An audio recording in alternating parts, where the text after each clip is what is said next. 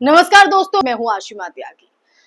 दोस्तों सोचिए जरा, अगर किसी मुस्लिम जुलूस में कोई युवक डीजे बजा दे, ट्रैफिक रोक दे या किसी ठेले वाले से बहस कर ले तो पूरा देश जल उठता है। मीडिया चीखने लगती है कि अराजकता, देशद्रोह, चरमपंथ। लेकिन जब भगवा रंग में लिपटे कावड़िए सड़कों पर आतंक मचाते हैं, वो मार पिटाई करते नजर आते हैं, दुकानों को तोड़ते हैं, एम्बुलेंस रोकते हैं और पुलिस तक को अपने पैरों की मालिश जो है वो कहीं ना कहीं करवाते हुए नजर आते हैं, तब भी सरकार और मीडिया चुप होती है। मीडिया मौन हो जाता है और मुख्यमंत्री उन्हें आस्था का प्रतीक बताते हैं। ये दोहरा मापदंड यहाँ पर देखने को मिलता है। तो क्या इस देश में आस्था सिर्फ बहुसंख्यक समाज की बपौती है? क्या कानून अब धर्म देखकर लागू होता है?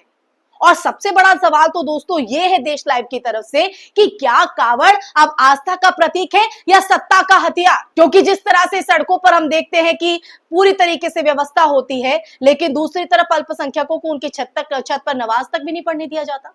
आज हम बात करेंगे उस सच्चाई की दोस्तों जिसे छुपाने की पूरी कोशिश हो रही है, उन वीडियोस की जो आपको दिखाए नहीं जाते हैं, आप तक पहुंचते ही नहीं है, और उस राजनीति की जो हिंदू बनाम मुस्लिम के जहर से लोकतंत्र को निगल रही है। ये कहानी सिर्फ कावड़ यात्रा की नहीं है दोस्तों, ये कहानी है दोहरे मापदंडों की, सत्ता के संरक्षण में पलते धार्मिक आतंक की। तो आज इसी सच्चाई से हम आपको रूबरू कराएंगे। ऐसे ही मुद्दे लेकर आता है जो सीधे आपसे जुड़े होते हैं, लेकिन इनसे कहीं ना कहीं आपको भटका दिया जाता है, जनता को भटका दिया जाता है, या ये कहे कि गुमराह किया जाता है कुछ हिंदू मुस्लिम इस तरह के मुद्दों पर। देश के सबसे बड़े राज्य उत्तर प्रदेश की मैं बात कर रही हूं। उत्तर प्रदेश के मुख्यमंत्री योगी आदित्यनाथ एक बार फिर अपने बयानों को लेकर विवादों में हैं। इस बार उन्होंने सावन के महीने में कावड़ यात्रा को लेकर जो बयान दिया है वो सुर्खियां बटोर रहा है, लेकिन साथ ही साथ सवाल भी खड़ा कर रहा है।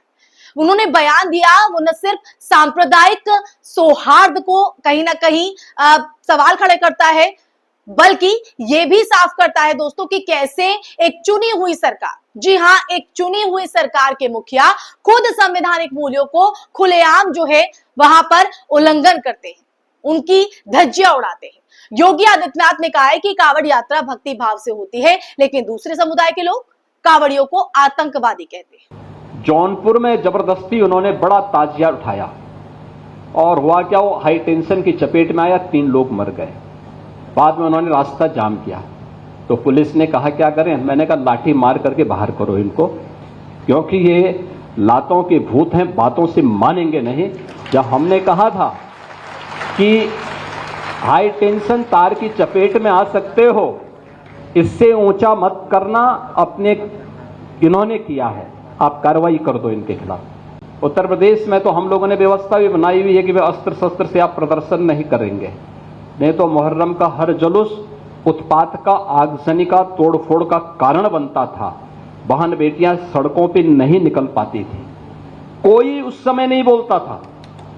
लेकिन दूसरी तरफ आपने इस बात को देखा होगा, कावड़ यात्रा चल रही है, समाज का सबसे यानी श्रमिक वर्ग से लेकर के उच्च वर्ग तक हर व्यक्ति इस अभियान के साथ जुड़ा हुआ, एकता का अद्भुत संगम, कोई भेदभाव नहीं, न जाति का भेद है, न क्षेत्र का भेद है, न वर्ग का भेद है, न मत का भेद है, न संप्रदाय का भेद है।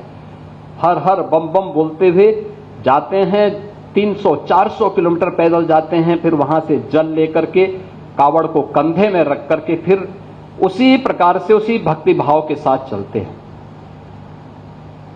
लेकिन मीडिया ट्रायल होता है, मीडिया ट्रायल होता है, बदनाम किया जाता है, खूब उसके बारे में लिखा जाता है, उन्हें उपद्रवी और आतंकवादी तक बोलने का दुस्साहस होता है।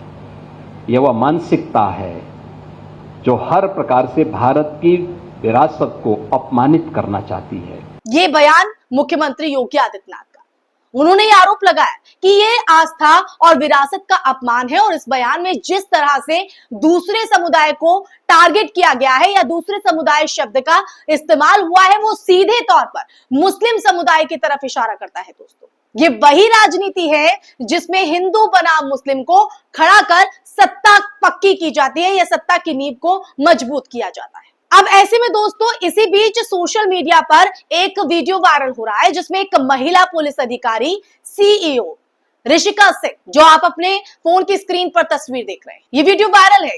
इसमें एक कावड़िए के पैर दबाती हुई ऋषिका सिंह नजर आती है। ये दृश्य न सिर्फ पुलिस प्रशासन की बेबसी को दिखाता है, बल्कि ये भी कहीं ना कहीं दर्शाता है या एक इसकी झलक देखने को मिलती है कि किस तरह एक विशेष धार्मिक आयोजन के दौरान सरकारी मशीनरी पूरी तरह से झुक जाती है, धराशायी हो जाती है। इस वीडियो को पोस्ट करते हुए ट्विटर हैंडल खुपेंश ने तंज कसते हुए लिखा है कि प्रदेश में अपराध खत्म हो चुके हैं और पुलिस के पास कोई काम नहीं बचा है। ये तस्वीर भी कहीं ना कहीं दर्शाती है। अब सवाल ये उठता है दोस्तों कि जब एक अफसर जनता की सेवा के बजाय एक धार्मिक जत्थे की सेवा में लगी हो, तो क्या यही राम राज्य है जिसकी बात बीजेपी करती है? और अक्सर ये जो जिक्र है वो बीजेपी की तरफ से देखा जाता है। तो दोस्तों, हमेशा की तरह आप लोगों से यही अपील है कि इंसाफ की आवाज को बुलंद करने के लिए और सच्ची पत्रकारिता के लिए हमारा सहयोग करें। साथ ही डिस्क्रिप्शन में दिए गए लिंक को ओपन कर ज्वाइन बटन दबाकर आप हमसे सीधा जुड़ सकते हैं। अब मुद्दे पर आते हैं।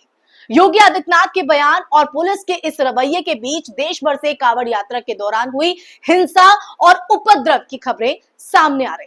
दिल्ली, हरियाणा, उत्तर प्रदेश, उत्तराखंड जैसे राज्यों में कांवड़ यात्रा के नाम पर सार्वजनिक सड़कों को जाम कर देना, दुकानों पर हमला करना, रेहड़ी पटरी वालों को पीटना, गाड़ियों के शीशे तोड़ देना आम बात बन चुकी है दोस्तों।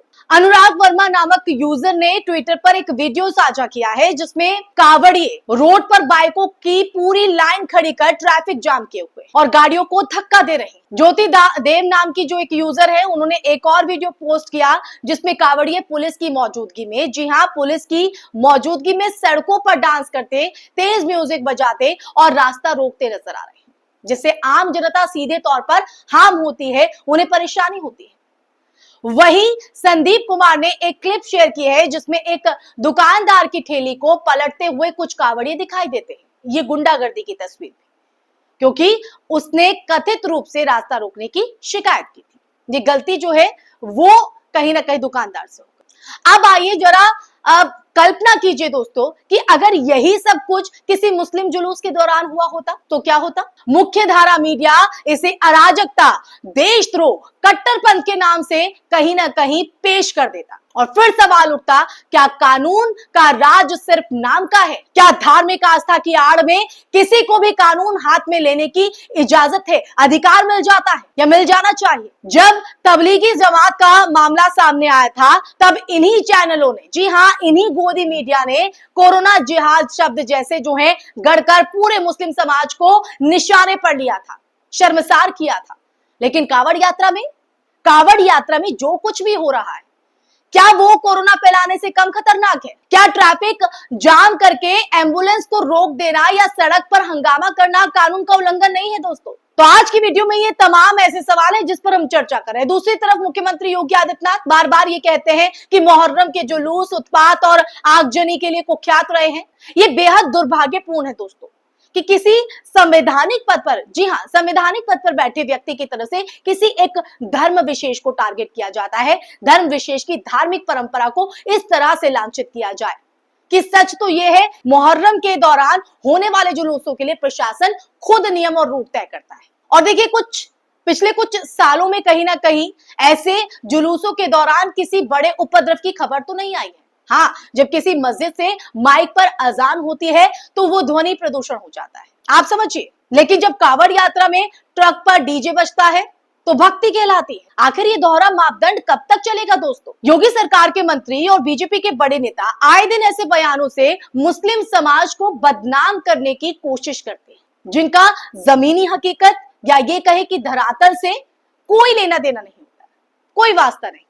और जब सोशल मीडिया पर कांवड़ियों के उपद्रव की तस्वीरें, जी, और वीडियो सामने आते हैं, जैसा कि मैंने वीडियो में पहले जिक्र किया है कि कई ऐसी वीडियो सामने आई हैं, तो बीजेपी और उनका मीडिया उस पर चुप्पी साध लेता है।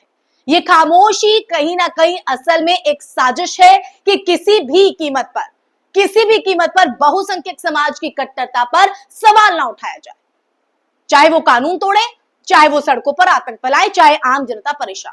अब ऐसे में दोस्तों यहां ये समझना बेहद जरूरी हो जाता है कि आस्था व्यक्तिगत होती है, लेकिन सार्वजनिक जीवन में उसकी सीमाएं होती हैं। अगर मुस्लिम जुलूस पर यह नियम लागू होता, जी, अगर मुस्लिम जुलूस पर यह नियम लागू होता है तो कांवड़ यात्रा पर क्यों नहीं? क्या सड़कें किसी धर्म विशेष की बपौती है क्या?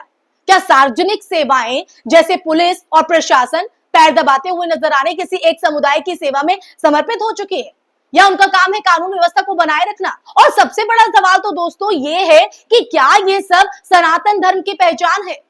क्या सनातन धर्म सिखाता है कि दूसरों को पीटो, उनकी दुकानों को तोड़ो, सड़कें जाम कर दो, आम जनता को परेशान कर दो और पुलिस को पैर दबाने पर मजबूर करो? नहीं, सनातन धर्म की तो अपनी खूबसूरती है। जो लोग ये कर रहे हैं ना, ये सनातन धर्म को नहीं, सिर्फ अपनी राजनीतिक आकांक्षाओं को साध रहे हैं, पूरा कर रहे हैं। तो इस वीडियो का मकसद दोस्तों सिर्फ आलोचना नहीं है, बल्कि ये भी बताना है, आप लोगों को ये भी समझाना है कि कैसे सत्ता और धर्म मिला जुला खेल इस देश की लोकतांत्रिक और सामाजिक संरचना को दीमक की तरह चाट रहा है, एक खाई पैदा की जा रही है। अगर अभी भी आम जनता ने आंखें नहीं खोली ना, आपने आंखें नहीं खोली, हमने आंखें नहीं खोली, तो अगर पुलिस और प्रशासन को फिर से निष्पक्ष नहीं बनाया गया और अगर हर धार्मिक आयोजन को एक समान नजरिए से नहीं देखा गया ना, तो देश की एकता, अखंडता और संवैधानिक मूल्यों को सबसे बड़ा खतरा या सबसे बड़ा घात उन्हीं आयोजनों और इन्हीं नेताओं से होगा। तो अब आप तय कीजिए कि देश में किस तरह का माहौल होना चाहिए, देश में ये दोहरा मापदंड होना चाहिए या नहीं। तो आप मेरी बात से अगर इत्तेफाक रखते हैं, आप सहमत हैं, असहमत हैं, इस वीडियो के माध्यम से मैंने तो अपनी बात आपके सामने रखती है। अब आपकी बारी है कि कमेंट बॉक्स में आप अपनी राय हमारे साथ साझा कीजिए, क्योंकि आपकी राय हमारे लिए महत्वपूर्ण है। अगर आपको मेरी वीडियो पसंद आई हो तो इसे ज्यादा से ज्यादा शेयर भी कीजिएगा और हमारे चैनल को सब्सक्राइब कीजिएगा, ताकि जो सिलसिला है जन सरोकार से जुड़े मुद्दे हैं वो हम आपके लिए लाते रहें।